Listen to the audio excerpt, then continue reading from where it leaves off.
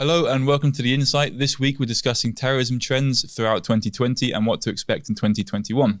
If you like our content, then please like, comment and subscribe on our social media channels. This week I'm joined by the Senior Regional Analyst team, including Matt Pratton, who's the SRA for Europe, Viraj Patni for Africa, Vincent Fevrier for Americas, and me, Max Taylor, the Senior Regional Analyst for the Asia region. So the way we're going to structure this podcast this week is quite important because this is such a massive, broad topic. But before we can go anywhere with it, really, we do have to at least provide a bit of a discussion about the difficulties in defining what terrorism actually is. And I think it's no secret that this is a difficult task. And then we're going to move on to looking at two of the most significant terror groups in the world right now, which is the Islamic State and al-Qaeda. We're just going to talk about some general themes from within that. From that, we're going to move more towards right-wing and left-wing extremism, which we've seen a lot of, particularly in Europe and in the Americas. And then finally, we're going to talk about what we've been seeing in the news recently, which is a lot of talk about which is the biggest threat to Europe as a whole. Is it extremism from Islam, or is it extremism from the right wing and even the left wing as well? And we're going to compare the two threats and analyze statements made about that in itself.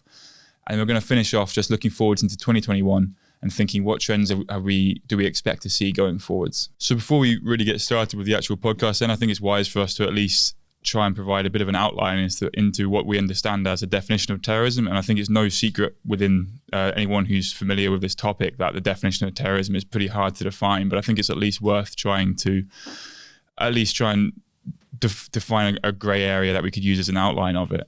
And I think to kind of get us started on what some of the difficulties are of this, a recent incident that happened with Matt in your region, actually in Poland, was, I can't remember exactly the details of it, but a VBIED driven into a police station.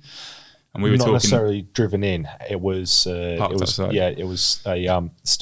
actually looking into that one. Yeah. But what we know so far is actually the perpetrator constructed a VBIED.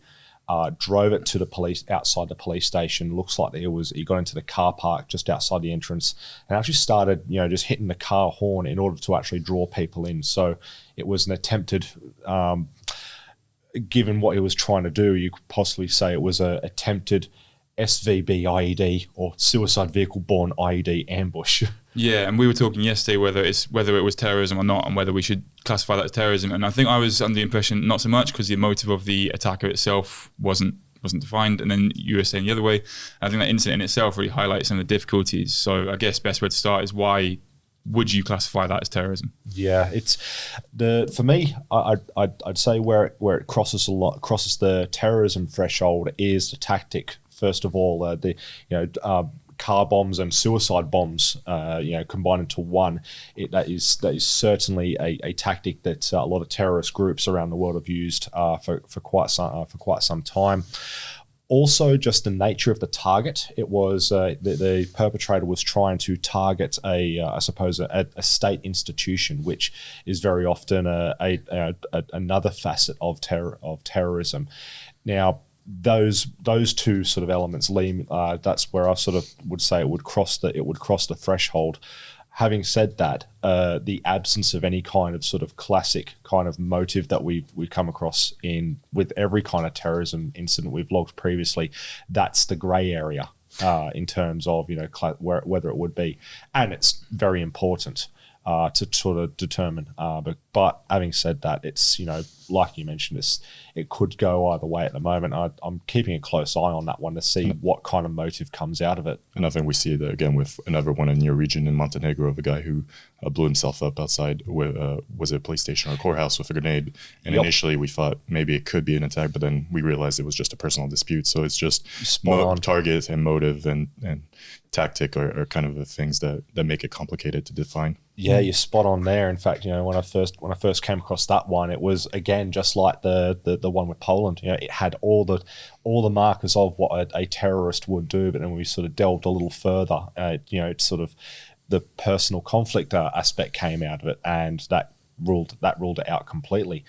Although don't want to throw a spanner in the works on this one, but with those kind of lone actor kind of incidents, those two actually reminded me of a particular prisoner. When I was working in the prison system back in WA, there was a particular prisoner we had to monitor for that kind of motive. They had no sort of political or social ideology. He just had a significant gripe with a system and some individuals, and he was willing to try and carry out an act that would lead a lot of people to think it was terrorism. So it's, again, it just those sort of three circumstances sort of contribute to sort of showing why it's so hard to actually define terrorism. I think that political motive is probably the most important part, but at the same time, pretty much all violence in a military environment has a political motive. All wars are carried out for a political motive. So just saying that political violence is terrorism simply isn't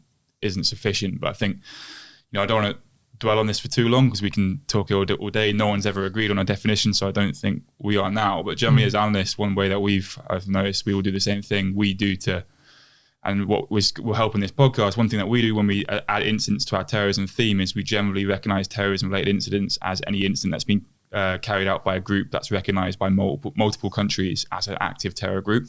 So, for example, al-Qaeda and Islamic State being quite obvious groups, and there's other smaller groups as well. Or at least when the authorities define it or investigate it as an act of terrorism. Because I think in certain countries, and I look at the United States, when there's no kind of federal guidance or act as law that says this is terrorism, I think a lot of things get investigated as hate crimes. There's laws that attack some federal agents specific to that, but it could be terrorism, but there's just no domestic kind of legal standing for it. So that makes it difficult. While the U.S. recognizes foreign terror organizations and has a whole list of it, but domestically they don't. So it's more kind of extremism rather than terrorism. Yeah, I think it depends as well on what sort of region that you look at. Yeah. So I think, the definition of terrorism evolves. It has sort of evolved. If you look at Europe, for example, like traditionally, if you look at Africa, for example, you'd associate a terrorist attack, with or a terrorist group of one, which is very much organized. But obviously, we've seen these lone wolf attacks in Europe. So I think that organized element, that element of organization that we previously associated with a terrorist group, it sort of doesn't exist really in some areas of the world anymore. But yeah, other than that, I agree with what you said, about tactics that they use. I think these are the tactics that terrorism tactics are really used by, the weaker force, really. Generally speaking, non-state as well, isn't it? There's, I suppose, the strong element of carrying out an act that is intended to cause mass casualties and is designed to quickly invoke a widespread hysteria. Just off the top of my head, it was only I think yesterday I saw the reporting on the Commission of Inquiry into the Christchurch attacks. I took a quick look at that one. That was Brenton Tarrant all the way down in New Zealand, and he had showed no sort of indicators of having any kind of links to a specific group. And in fact, the only sort of warnings that came, according to the inquiry, were just moments before he actually went and shot up 2 mosques. Possibly a common characteristic is the intent to cause mass casualties and of course, and as an effect, cause mass hysteria. Yes, it's that message that they, that's directed towards, just beyond really the target that, that was attacked. Well, I think when you look at New Zealand, it's like being associated officially with a group, whereas it's self-radicalization by online means of looking at the contents of a group, but not actually having a strong link. So sometimes you get an attack is said to be committed by the Islamic State, when it might just be someone that's self-radicalized but has no actual links with anybody from that group. So it's just kind of absolutely the balance. Among the more sort of recent developments, that's what makes the threat even a little more difficult to determine, is that they don't necessarily have to be part of a group. They just have to, essentially, you can have just a lone actor who just reads up on the group and becomes supportive and carries out an attack on that group's behalf, but there's an element of deniability because there's little to no warning of it beforehand. So I think with that said, we've sort of clarified nothing Clear as mud, other than the fact that you can't really define terrorism, and it's probably never going to have a definition either. So first thing I really want to talk about is two of the biggest groups in the world, two groups that pretty much everyone has heard about, and that's Islamic State and al-Qaeda. And just want to talk briefly, because it covers all of our regions in some way, shape or form. I just want to talk more briefly about what we've seen in the past year from their activity and what we kind of expect to see going forward with their activity as well. So I'll start. So I'm the senior region analyst for the Middle East region. So I've seen a lot of activity from Islamic State in particular, but also al-Qaeda. So there's been a lot of talk recently, which links with the Africa region as well. There's been a lot of talk recently of Islamic State starting to die down in the Middle East region from what we saw back in around 2014. And instead they're moving into Africa. So I'll pass it on to you in a minute, Faraj. But in some ways this is true. We haven't seen the territorial control that Islamic State has had in previous years throughout 2020. So Islamic State has, as a result, it's lost its revenue funding. So it used to be able to tax and seize oil facilities in Iraq and Syria. So since Islamic State has lost a lot of its territorial control, they've also lost a lot of their revenue and its income. So as a result, they've switched more to what we'd recognize as an insurgency, with terrorist tactics. So there's been lots of small attacks in places such as Deir ez-Zor in eastern Syria, as well as Diyala, Anbar, and northern Iraq as well. And these attacks have mostly consisted of quite small cells, which is quite a contrast to what we saw back in, around 2014, when Islamic State was carrying out large attacks on cities such as Mosul, and it was actually in control of major population centers.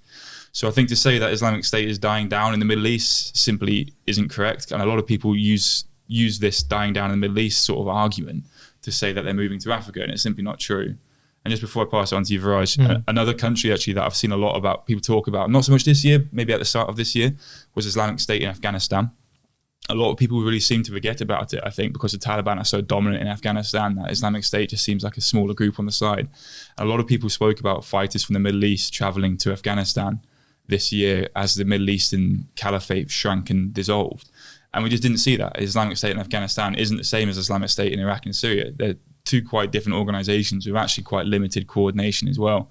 And there was a lot of fears about actual physical fighters being moved from one theater to the other. And whilst there was evidence of this happening in some places, so for example in the Philippines, there has been reports of Arab fighters moving to IS groups in the Philippines. This hasn't been on a large scale. It's not like we're seeing battalion level redeployment. So I think, generally speaking, to summarize what I just said, yes, Islamic State's lost a lot of its territorial control, but to say it's no longer a threat or the threat is waning, I think is a bit of a poor analysis. And do we think that because there's been talks with kind of the withdrawal of troops from certain countries in the region, do you think based on that they might regain a foothold in the area if foreign troops are leaving the area?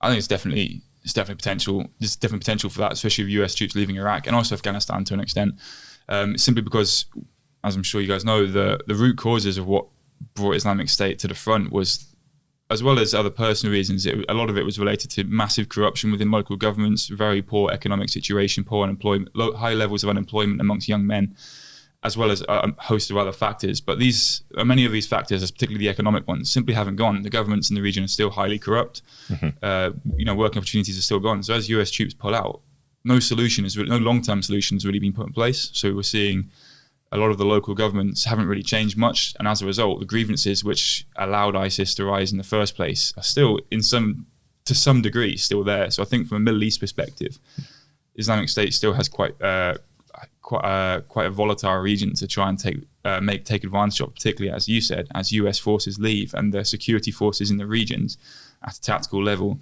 struggle to deal with the more bold ISIS attacks that we may perhaps see. So moving on to Africa then, Viraj, I think I sort of handed it over to you at the start there. It's about the ISIS moving into Africa. What do you have to say about that? Yeah, so in 2019, ISIS claimed the first attacks in the DRC and in Mozambique as well. And in 2020, just in October, actually, ISIS claimed the first attack in Tanzania, in southern Tanzania, just across the border from Mozambique, the Cabo Delgado region. And this year, the group that's been operating in northern Mozambique in the Cabo Delgado region, they've conducted a number of offensives, such as in Mocimboa de Praia district, which, right now, currently they largely control. And just recently, they've also conducted a major offensive in the Muidumbe district. So, this year we've really seen, the depth of capabilities of this group and the increased coordination with which they're carrying out their attacks. But moving on to the Sahelian region, so what we've seen is growing activity in Niono Circle along the border with Mauritania. And this is really exemplified by the recent blockade that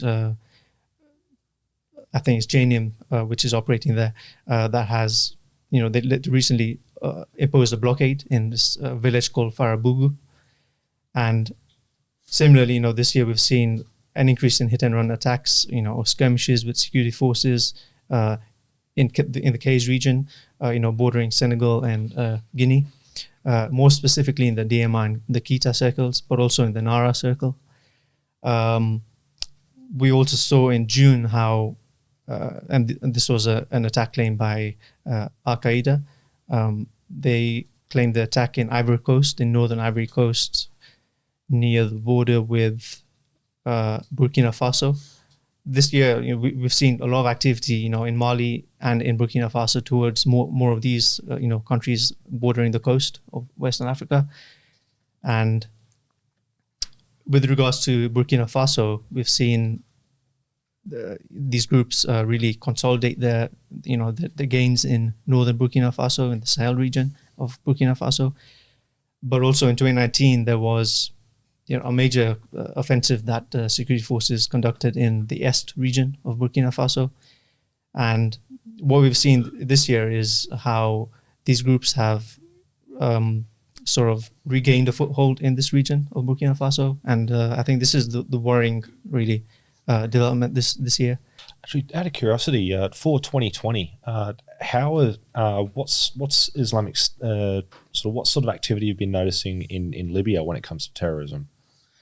So in 2020, we've seen there are reports, of shelling that ISIS have claimed throughout the newsletter Al-Naba. They've claimed a few shellings of bases in like Sabah and I think further south in Targin. Okay. Yeah. Radio. So yeah, I think they do maintain activity mainly in towards more southern areas of Libya. Okay. But in 2019 we saw much more activity, I'd say. Yeah, I think the ISIS capabilities in Libya have been, I think, severely degraded. Yeah. But I think they still exist, in that area. And, just recently the LNA, announced that they made a few arrests in Ubari of alleged AQIM militants. So it's even with those those airstrikes, it's just goes. It always amazes me how resilient these groups can be. Yeah. It's they'll adapt and they'll overcome very quickly. Yeah. So I mean, in relation to counterterrorism operations, so you've had France, conducting, focusing their the bulk of their counterterrorism operations targeting ISIS mainly, in the tri-border area. So this is the area shared by, the border area shared between Mali, Burkina Faso, and Niger. And this has again severely degraded ISIS's capabilities. The strength, I'd say, that combined with attacks between, clashes between ISIS and al-Qaeda, it has really impacted on ISIS. So, I think this is an area again to look out for in 2021.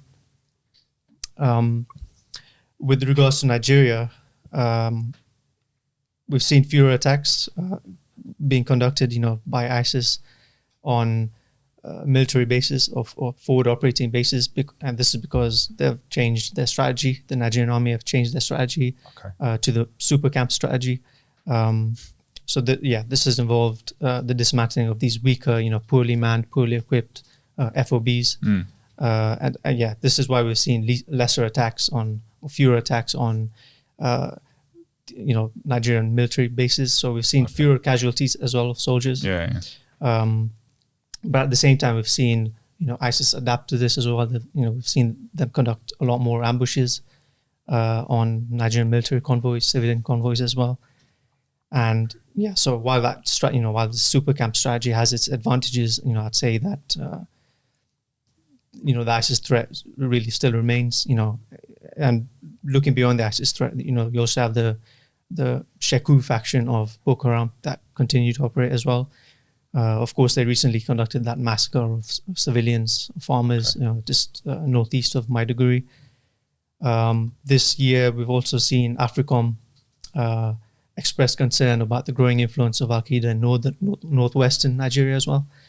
And on top of that, the Sheku faction of Boko Haram, they released a video in the Niger state of Nigeria. So again, this is again further evidence of perhaps expansion, towards more southern areas of Nigeria. Yeah, that's what I was going to ask. Has their activity been primarily stuck in the north where they have their strongholds, or is there indication that they're going further south towards bigger cities like Abuja? Yeah, I mean, I think northwestern Nigeria is probably, that would be my primary concern at the moment because, like you said, Max, you mentioned grievances and, the lack of governance, for example. These are like poorly governed areas, really. So it's, and looking at it geographically as well, this will allow these groups to really thrive in this area. Yeah. So we've spoken a bit about ISIS, who are infamously once described as a JV to al-Qaeda, and then al-Qaeda itself, I've seen from an incident perspective much less actual incidents from al-Qaeda. They tend to operate through various affiliates as well, though.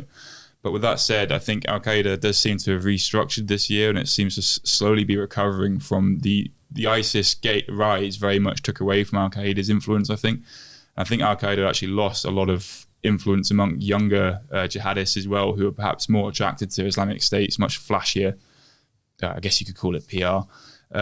Whereas al-Qaeda was very much stuck with very long video recordings that just simply weren't resonating with the younger jihadists. But even so, regardless, al-Qaeda has started to recover, and it's still got its major strongholds, such as Iraq and Syria. So in Syria, there's a group called Hurras al-Din, based in rebel-held Syria, who are frequently getting targeted by the Americans, actually. But also in Afghanistan, this al-Qaeda in Afghanistan has become such a massive theme, I think, particularly as we transition between the US presidents now as well, because US forces are leaving Afghanistan at the moment, and a big part of the US withdrawal agreement with the Taliban was that the Taliban would ensure that no al-Qaeda or other terrorist groups use Afghanistan as a base to threaten USA or allies.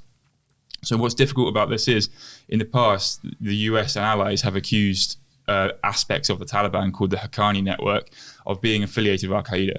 Now, the issue here is the Haqqani network are so closely integrated with the Taliban, if not part of the Taliban, no one's 100% sure, that the US has spent all these years accusing the Haqqani network of being AQ affiliated, and now they have to, as part of the withdrawal agreement, they have to demand that any AQ affiliated militants be taken out of Afghanistan.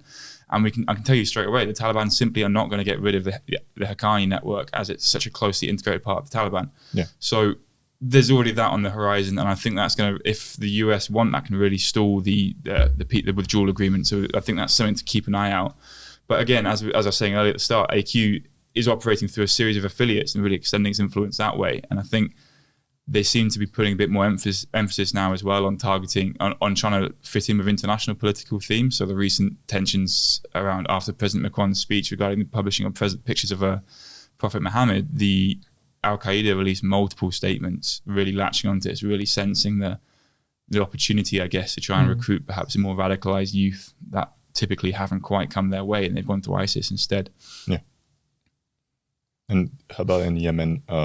Because I know with the Houthi rebels, but there also is a presence of al-Qaeda in the east of the country. Yeah.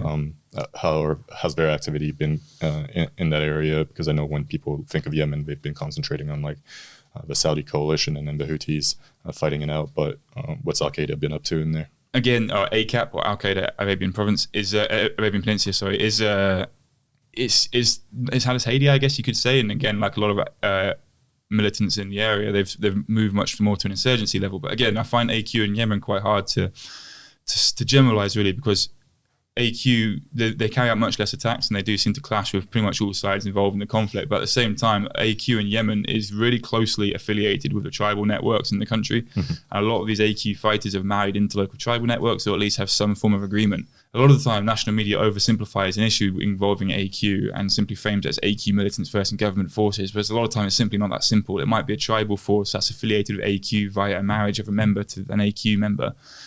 And as a result, suddenly conflicts have a much different dynamic. So AQ is very much ingrained in parts of, as you said, Eastern Yemen's environment, but they're not, I wouldn't say they're a major actor, but they're still a significant threat.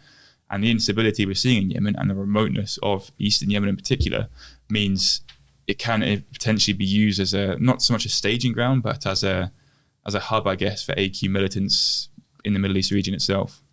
Yeah, and I was asking because you mentioned al-Qaeda in the Arabian Peninsula, and I think when looking at the U.S. this year, there hasn't been massive activity, especially when compared to, say, right-wing or left-wing extremism within the U.S. But in May 2020, a 20-year-old Syria-born man tried to storm the Naval Air Station in Corpus Christi, but in doing so, he wounded a sailor who was guarding the gate, but she managed to lift up the bollards so he couldn't drive the vehicle into the base, and then he later died in a shootout. But within the investigation, they found out that the suspect had expressed support for al-Qaeda in the Arabian Peninsula. So that was quite interesting. I think when, again, in another part of the region, when we talk about al-Qaeda, there was in January of this year, there were 3 al-Qaeda operatives who reportedly attempted to enter the U.S. via Colombia after having gotten forged passports, and they had entered Colombia via Venezuela. So I think that incident I found quite interesting because it shows that kind of the way certain countries, if a political situation or socioeconomic situation can be taken advantage of by terrorists in order to get into certain countries, get forged papers, and then go on to the U.S. or other Western countries. I thought that was quite interesting that they caught that. But other than that, like, the activity has been quite dull, and we've seen, besides a few arrests of certain individuals in the U.S. that have either expressed support or given material support to ISIS or al-Qaeda, but have been caught by the FBI and other law enforcement agencies. But other than that, the attacks, there hasn't been as many attacks or as deadly attacks as there had been in the past. So it's been quite low in that sense. But I guess in regards to Europe, Matt, has there been activity by ISIS or al-Qaeda in the last year? Not by the groups per se. In fact, probably I'd say the major trend for Europe when it comes to terrorism this year is it's been, I suppose, the key area for lone wolf actors. So a lot of people who will sort of have sympathies for al-Qaeda and Islamic State, and will then start acting on the group's behalf, but not having actually any kind of direct association. Both IS and IQ have really tried to drag people into that as well, haven't they? They've all their social media and all their publications at the moment are calling on people to basically go out and carry out lone wolf stabbing attacks, like you said. So I think it's something we see a lot of. Yeah, and also one thing I've been noticing with terrorism incidents in Europe this year is carry out a terrorist attack. They've shown that you don't necessarily need the kind of sophistication it would require to make a VBIED or even sort of a Bataclan style attack, or even the one in Vienna this year. That was simply a bunch of AK-47s and just going through the streets and shooting as many people as possible. But the vast majority have been a Islamic State or al-Qaeda sympathizer grabs a knife and just goes on a stabbing rampage. Of course, there's been cases of beheadings. The beheading of Samuel Paty by a Chechen, and he's actually, from what I can tell recently, that individual was given a hero's funeral back in Chechnya. And the other, I suppose, third spillover effect of that, third spillover effect that comes to mind is the chances of copycat attacks that occur afterwards. I mean, following the beheading of Samuel Paty, they started noticing across France quite a few instances of other attempted stabbing attacks. And then there was the attack down in Nice. Yep. And that's sort of been noticed elsewhere. And another thing that comes to mind, actually, what I've noticed in terrorism in Europe is actually what you were mentioning with Colombia, with those three al-Qaeda? Yep. They gained, had fake passports and were trying to get to the US through third countries. Kind of a similar trait occurs with terrorism in Europe. The attacker in Nice, the Tunisian national, barely a month before that attack, he had actually infiltrated Europe by posing as a refugee. And that guy disguised himself as an asylum seeker, got to Lampedusa, obtained a Red Cross sort of passport so he could move around Europe, and he got to Nice and carried out an attack. And there was actually also, not long afterwards, was an arrest in Greece, in Tripoli in Greece. A Tajik national fought in Syria for Islamic State, and then decided to cease fighting, moved to Europe, and actually got into Europe and moved into Greece via the smuggling route to the island of Lesbos from Turkey. And even making matters even worse is that when authorities arrested him, he was living in accommodation that was set up that he obtained via the services of an NGO. So the threat of terrorism in Europe, it really does, not just the actual attacks themselves, but how it's spread into other threats, such as transnational organized crime and human trafficking. It's become very, very well entrenched in those threats as well. And I think also kind of a reaction it's gotten, because I think we saw with Vienna right after that attack, Vienna authorities and Austrian authorities kind of took a hard line towards Islam within Austria and kind of being careful with that, as well as France with Macron kind of going after kind of Muslim Brotherhood type mosque and kind of being more trying to find regulation and things like that, and even talking about kind of being stricter on border controls and things like that. So it's had quite a reaction within Europe, and that reaction itself can create the divisions between communities that then lead to further individuals radicalizing and committing more attacks. Yeah, going after sort of when it comes to the current laws that they're debating in France, the backlash against those already is quite significant. And even when it comes to what would in theory what would be a more practical and easier one to look at would be border controls. That in itself is actually quite a tough issue to tackle, because the countering influence of, there's a lot of pro-immigration activism across Europe. The arrest of that Tajik national and the Nice attacker were very clear examples of how terrorism threats across Europe have sort of spilled over into other major issues and exacerbated them. Yeah. So with regards to the Nice attacker, was he radicalized when he moved to Europe, or was he radicalized before, in Tunisia? Odds on, I'd say he would have been radicalized back in Tunisia. And in that regard, he may not have even been someone who was became a member of a Islamic extremist organization. He may very well have been just I suppose you could call it a typical lone wolf these days, where they're self-radicalized. So we've spoken quite a lot about Islamic terrorism, particularly Islamic State and al-Qaeda, obviously. I think that kind of brings us onto our next section quite nicely, which is where we're just going to focus now on right-wing and left-wing terrorism. So the two are often discussed, especially right-wing terrorism is often discussed alongside Islamic terrorism. And I think one thing I've noticed in the past actually is that right-wing terrorism actually shares a lot of ideological concepts with Islamic terrorism, to the point when a lot of the time they're almost, albeit through very different language, they're very much aiming for very similar things. So what I mean by this, for example, is I think right-wing terrorism and right-wing extremism in general often looks towards defending this society that they perceive as perfect, as something that needs to be protected, and they see that this society is under threat. And I think this is something you see in right-wing propaganda as well. There's a sense that they need to protect a certain race or a certain way of life, whatever it may be. And I think it's the same for Islamic State and al-Qaeda and other Islamic groups. I think there's a sense that they need to protect often quite traditional values. So whilst the two are completely opposed to each other, they almost go full circle, I guess, in that they share so much with each other. Although with that said, I think there's quite a lot of differences in their methods. I think I personally would say I think right-wing terrorism aims less at, I think right-wing terrorism hasn't quite developed in the way that Islamic terrorism has. I think we're still only in the very early stages of seeing sort of a revival of right-wing, particularly in Europe itself, I think. Yeah.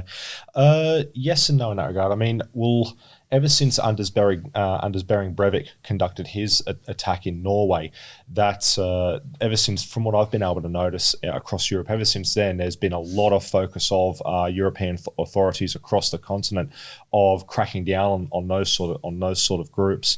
And they've been quite successful. I mean, they've constantly come across a lot of reports of Germany conducting lots of raids against right-wing groups or even neo-Nazi groups. So when it comes to right-wing groups at the moment, they're still out there. Although because they've been sort of the focus of a lot of security agencies across Europe, they've really had to develop a a high degree of operational security, very similar to what would be noticed amongst the sort of higher levels of al-Qaeda and Islamic State. But they're certainly out there. They haven't been able to get back to what ideally they'd like to be able to carry out the sort of stuff that a lot of Islamic extremists do with lone wolf attacks, but it's very difficult to do. They often get caught, like you said, with the rates. They often get caught in planning stages, at least. Oh yeah, something like that. So it's. In fact, you just reminded me of just in one of the instances we checked out recently was the Quedenken protests in Dusseldorf.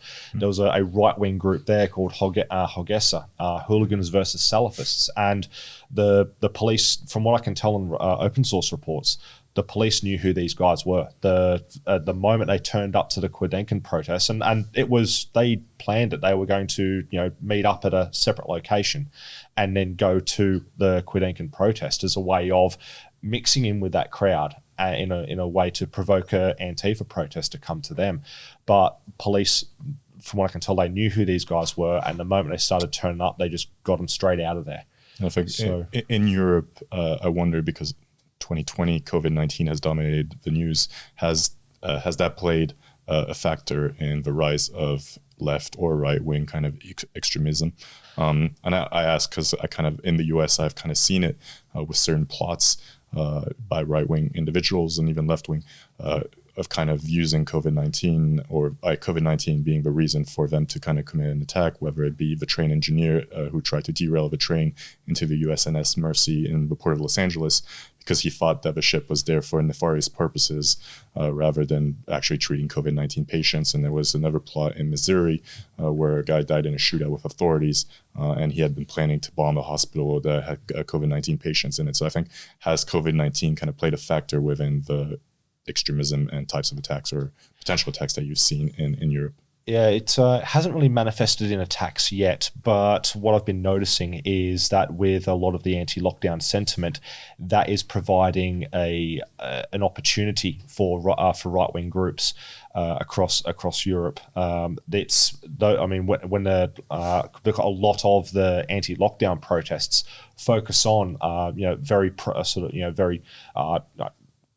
what's the word I'm looking for here? Sort of pillars of Western civilization. So, individual freedom, for example, and similar values, which a lot of right-wing groups use as a way to appeal to potential groups. So, at the moment, what I'm noticing in Europe is the right-wing extremists are trying to. I think that, from what I can tell, they're trying to recruit people from anti-lockdown protests. So, try and gain their trust, establish some common ground which they can then use to bolster their own organizations. More as kind of right wing from a anti-government type viewpoint, or that have grievances, rather than kind of right wing when we see like racially motivated type groups. Yep, because of how COVID's kind of worked out. That is one of the key talking points that a lot of right wing groups are able to gain buy-in and trust with anti-lockdown protests, because they have that anti-government appeal that a lot of anti-lockdown protesters have at the moment. Yeah, and I think it's important that kind of the anti-government kind of sentiment and ideology not only is right wing, but it's also left wing as well. And so, because I think if we put everything on the right wing, then I think it shows bias. But it definitely is a two-way street. And I think in the U.S., when talking kind of again about COVID-19 and how it's led to certain plots and certain groups, we saw kind of kidnapping plot disrupted that were looking at targeting the governor of Michigan. And even I think of another governor, I think Virginia or North Carolina, one of those states. But they were targeting.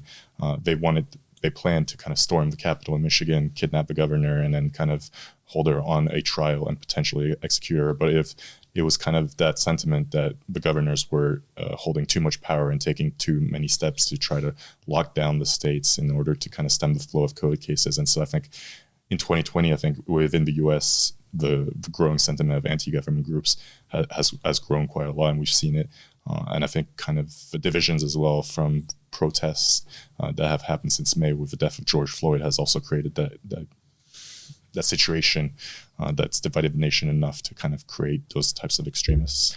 Yeah, it's interesting though with that when it comes to sort of left-wing extremists. I've been noticing this with Europe so far, is with a lot of left-wing extremist groups, Antifa, etc., Extinction Rebellion, they're actually taking a bit more of a pro-government stance at the moment, mainly, and I think that from what I can tell so far, the idea of it being is to sort of be pro-government at the moment to increase, to sort of encourage further spending and further resources on healthcare and whatnot. And because they're so expensive, it's a very quick way for states to go bankrupt. And I think for a lot of left-wing, this is what I'm noticing in Europe at the moment, is that's how they're trying to make their anti-government sentiment sort of make their anti-government sentiment sort of manifest, is counter-protest against anti-lockdown movements on the basis of that it goes against what they want, which is increased spending on healthcare. Also, they see, Antifa especially, they see the Querdenken movement in Germany, for example. As far as they're concerned, they just see them as Nazis, full stop. But in a way of a lot of left-wing extremist groups, they are anti-government in a way that they just want to sort of, encourage the states to send themselves bankrupt rather than sort of, go against, sort of protest against the measures they're implementing. So do you think that we'll see more, left-wing and right-wing activity going forward, like in 2021, or? I think so. Yeah. It's, from what I can tell, the longer COVID-19 regulations and lockdowns stay in place, that's going to make That's just going to make matters worse. I think I tend to agree with that. Looking from kind of a U.S. perspective, I think with COVID-19, with lockdown restrictions, which we may see an increase of, even mask mandates, depending on what President-elect Biden decides to do when he does come into office, depending on how lawsuits end up. But I think that in addition to kind of the racial divide and the social political divide that we've seen since the death of George Floyd in May, with ongoing protests since then, that led to a rise in activity from the left with Antifa, with Portland, Seattle, autonomous zones kind of being built and things like that. But you kind of, from their activity, you see from like Antifa, you see attacks on courthouses, police officers, so kind of that very kind of anti-establishment type of attacks, with arson attacks being quite common. We saw the 3rd Precinct in Minneapolis early on getting attacked with the withdrawal of police officers, and a police station being attacked with Molotov cocktails and the likes.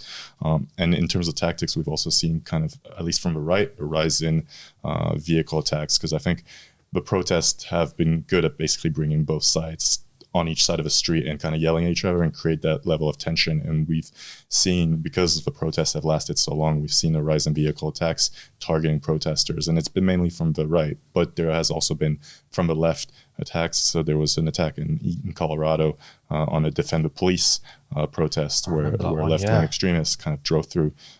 So they haven't been as deadly as could have been at Charlottesville or anything like that before, but the frequency of those types of attacks has because of kind of the divide that we've seen. And I think that divide, the longer it continues, will lead to more of those types of incidents. And I think that's kind of, when we talk about the outlook for 2021, I think the ramifications of COVID-19, the economic fallout, will be a significant factor in, do we see a rise in 2021 or not?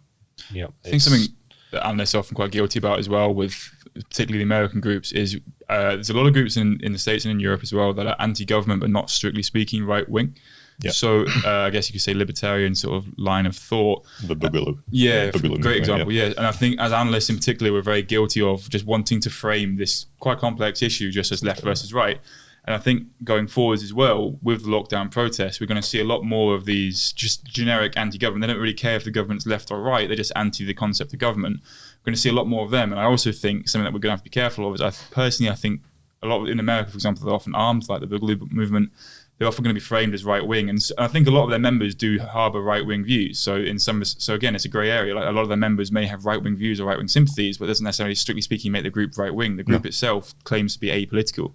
So I think that's this apolitical almost, as anti-government in general, whether it be left or right. I think that's something particularly in America, I think we're going to see quite a lot of, actually, particularly as these lockdown protests take more of an impact on our day-to-day lives, which is going to trigger a lot of these groups, I think. No, absolutely. And I think that's, with the Boogaloo movement and things like that, we've seen them at both right-wing protests and left-wing protests. So it's kind of hard to kind of differentiate them. And often I've seen other companies and other groups kind of start this other category where it's one that doesn't fit left or right, and it's just there. And I think that anti-government sentiment is going to play a factor, and we've seen it with a drive-by shooting in front of a federal building in Oakland that killed a security officer, and that was from a member of the Boogaloo movement who was later detained. And I think an important thing, I think it's looking at kind of the groups you kind of tend to see in certain movements like the Boogaloo movement, like ex-army or armed forces, people who have that type of military training, which you could maybe potentially see that it could be more deadly, while like left, you kind of see a lot of academic.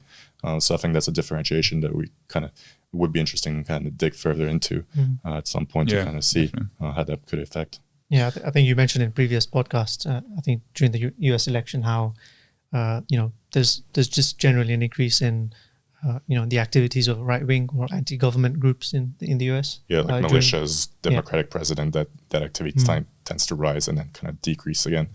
So if with Biden kind of having, if he becomes when he becomes president, will we see that rise in militias or not? Because ultimately that kidnapping plot against the governor of Michigan was by individuals who had links to a militia within Michigan and I think in other states as well. But yeah. So in the context of Europe, I think sort of moving on a little bit and taking it back to the Islamic side of things as well, we see a lot of chat these days and a lot of police reports now as well about which is the biggest threat to Europe and to the UK, for example. Is it Islamic terrorism or is it right-wing terrorism? And there does seem to be a growing shift towards the assumption now being that right-wing terrorism presents more of a threat. And I'm not 100% sure that this is the best way to frame it. I think right-wing terrorism is growing faster than Islamic terrorism is. But when you look at the number of attacks this year in Europe and in the UK, the majority of them have been, I guess, lone wolf Islamic attacks. And whilst there have been right-wing attacks as well, the majority have been Islamic attacks. So I think to say that right-wing terrorism is a bigger threat to me just doesn't seem right. But I think to highlight the speed with which right-wing terrorism in particular is growing in Europe certainly is worth doing. Just to say it's a bigger threat, it seems premature. I think through Europe, there's right-wing groups. They're focusing more on a recruiting drive at the moment, but they never say never. With regards to sort of Islamic extremism, Islamic terrorism, certainly. I'd say it certainly is the case with regards to both Europe and the UK. Although there is possibility for the IRA to make a bit of a comeback. I've been trying to keep an eye on Northern Ireland as much as possible, but at the moment that seems to be more blended with organised crime. But with regards to Islamic, I think their comeback could be based on seeing how Brexit develops, whether no deal or with a deal, and how kind of that border issue might affect the group. Yep. That's definitely something that I'll need to keep an eye on. But that's, I think, to come back to that initial question that you posed in terms of right wing versus maybe Islamic extremism and terrorism, kind of who threatens the most. I think it's quite a complicated question, I suppose, just because I think states have maybe an easier time kind of guiding their efforts towards Islamic terrorism, especially since 2001. I think most resources have been put towards that, while right wing extremism, at least within the US, is still kind of under wraps, and I think they do quite well at kind of staying under the radar. I think 2020 has been quite an interesting year because I think we've seen a lot more of their activities compared to previous years. So I think now people are aware of the threat of the number of militias that are out there because we've seen them at protest, of the number of individuals and how issues like COVID-19 can play a role. So I think while we might think that Islamic extremism, terrorism is a significant threat, I think we need to also keep an eye out on the right and the left as well, just because both their numbers of activity and attacks, at least in the US, has increased over last year. And that's why in October, the US Department of Homeland Security released a Homeland Threat Assessment, which concluded that racially and ethnically motivated violent extremists, particularly kind of white supremacist extremists, would remain the most persistent and lethal threat in the US. And I think it can be because it's probably easy to radicalize with a right-wing agenda, but also because individuals tend to already be in the country. They're domestic extremists for the most part, while Islamic extremists might come from other places. So you might be able to catch them in transit rather than trying to catch someone that's your neighbor. That's a good point. Yeah. I mean, yeah, I agree with what you're saying, but I think, just judging by the different attacks carried out by these groups, you can't just say that, or because we've seen more Islamic terrorist attacks carried out in Europe than right wing attacks, that one is less of a threat than the other. But like what you said with the resources, I think there's a lot that we or the general public don't know about the resources or the plots that security forces have sort of stopped, really, by either of these different types of groups. So there's also that. Yeah, that's such a very interesting point. It's always difficult to counter sort of really provide, I suppose, a public public version of how persistent the threats are, because to list cases of where extremist groups have been countered and undermined, and sadly that means exposing the TTPs, or tactics, techniques and procedures that have been employed to counter those groups. And the moment you make those public, that provides them a very easy way to sort of do their own version of a after action review and figure out how to avoid being detected like that ever again. I think it's like many incidents. I think for every attack that's successful, there's probably 5 more that have been dismantled that we don't know about. Same with drug trafficking. For every ton of cocaine there's seized at port, there's another 10 that's gone through. So it's kind of So we've kind of touched on it briefly throughout the podcast. Is like what we can expect going forwards, which is kind of our job, I guess, to predict and sort of preempt. I thought before we finish, we should bring it up, and I think maybe go around it region by region. So just in your own region, so America, Africa, Europe, Middle East, and Asia. I think if we can just talk about what trends within the subject of terrorism, what trends within the subject of terrorism we can actually see going forwards. So I'll start. I think a big issue that we've seen, and it's one that Vincent brought up earlier, actually, was with the revival of terror groups, with the withdrawal of foreign forces in particular. So a lot of the governments that have been left behind in places such as Iraq and in Afghanistan simply aren't strong, and they are heavily reliant on external funding or external military support in cases as well. And whilst they have made progress over recent years, to say that these governments are now ready to stand up alone, or largely alone, against one of the most sort of powerful terrorist groups we've seen in recent years, I think is sort of expecting too much of them. So with the US forces leaving almost a power vacuum, I think the area is ripe for these militant groups to then try and capitalize on the same factors which allowed them to come to the front in the first place. So high unemployment of young men in particular, poor economic conditions, massive corruption, and general distrust in the local governments. So I think personally, whilst I think it's hard to gauge whether any of these groups will make another land grab and try and seize territory. I think that needs a bit more of an in-depth analysis. But I do think that these groups are at least going to persist, and worst case scenario is they're going to gain substantially more influence and potentially territory.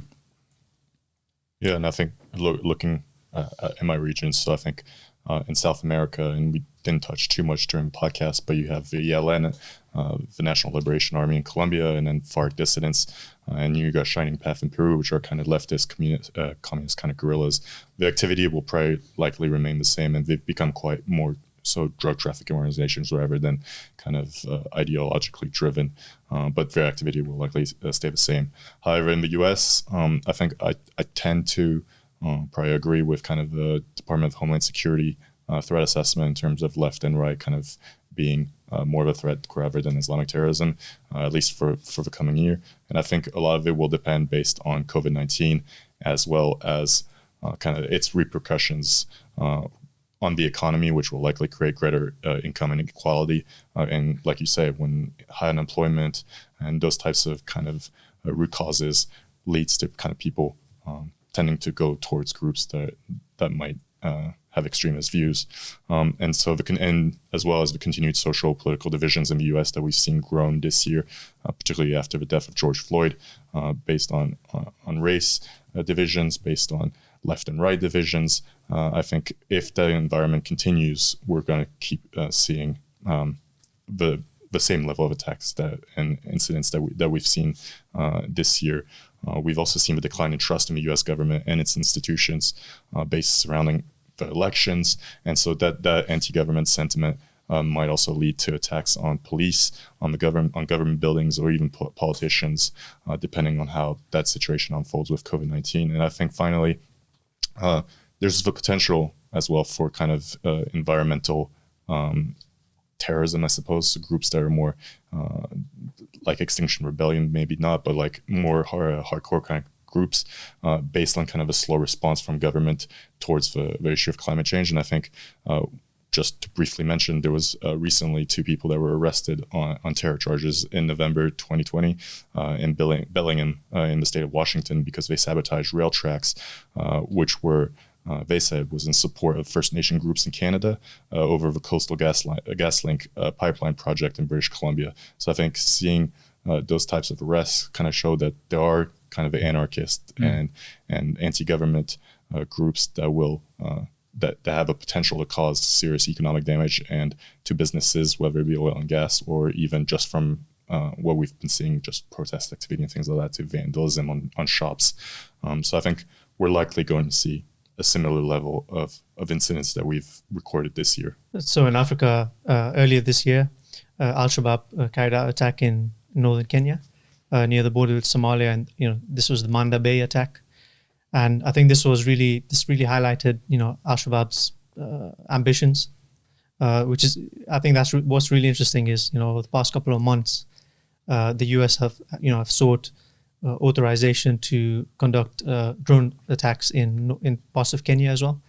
So I think this is the concern going forward, with regards to al-Shabaab. Of course, you also have plans to, over the coming weeks, perhaps to withdraw US troops. So, that makes the whole situation very confusing, very perplexing. The whole decision, surrounding the US withdrawal from Somalia. Yeah, it makes it even more perplexing. But also you have tension between Kenya and Somalia over, maritime boundaries, over Juba land as well. Then you have increased instability in Ethiopia. So it'll be interesting to see how, in 2021, with regards to Ethiopia, how this may affect their resources, and how, this plays a role in Somalia, really. Looking at Mozambique, I think we'll see continued geographic expansion of this group. Already we've seen with Al-Sunna in Mozambique how, this year they've conducted a number of coordinated attacks, so they've really showcased their increased coordination that they're carrying out these attacks and the capabilities that they're employing as well. And yeah, I think we'll see perhaps further expansion towards Western, perhaps Mozambique. Looking at Western Africa as well, I think we'll see, again, further geographical expansion, such as Nigeria, as I talked about, northwestern Nigeria, but also, the coastal countries in West Africa. I think there's concern over there as well. I actually talked about, the economic grievances, surrounding COVID-19, or born out of, this whole impact of COVID-19. And I think existing grievances that existed beyond COVID-19 as well. I think this sort of relates to all of Africa, including North Africa as well. But with regards to the success of counterinsurgency, or counterterrorism raids, such as targeting ISIS, in the tri-border area of the Sahel region, I think because of the lack of joined up thinking, or the lack of holistic strategy, really, shared by these different countries, and the existing porous borders, really, in the region. I guess Africa as a whole, I think this will always allow these groups to expand geographically. The easy one I can see first up is with regards to terrorism in Europe looking ahead. So Brexit is about to come into effect. Now, when that finally becomes official, I think what sort of happens with regards to if the IRA sort of makes a sort of a comeback, depending on how the border between Northern Ireland and Ireland shakes out.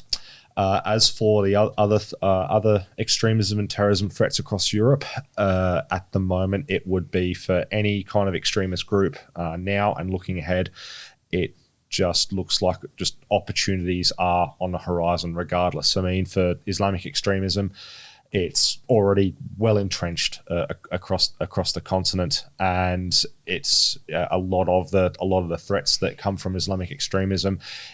All it really takes is one guy with a knife running through the streets screaming Allah Akbar and stabbing as many people as possible. That is certainly going to, with what was seen with the beheading of Samuel Paty, the copycat attacks, and everything that's the sort of developments in France with regards to laws being debated.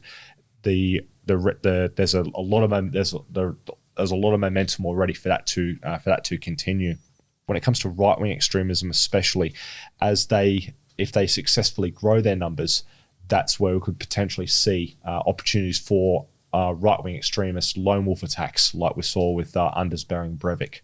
So I think key insights from this week's podcast then are, in Europe, we're probably going to see an increased likelihood of lone wolf attacks from across the extremist spectrum. I think in Africa, we've seen an increased sophistication of militant groups and terrorist groups across the whole continent. In America, we've seen a rise in these in confrontations between the left and right-wing extremist ideologies, and this is expected to continue, particularly in the context of the COVID-19 fallout. And in the Middle East region, and as well as in Central Asia, I think the US withdrawal from countries such as Afghanistan and Iraq has the potential to create a power vacuum. Thanks, guys, and thanks for your input in this podcast. And also thanks for your input throughout the whole year, with this being the last podcast of 2020. And if you liked what you saw today, then please like, comment, and subscribe on our social media channels, and we'll see you in the new year.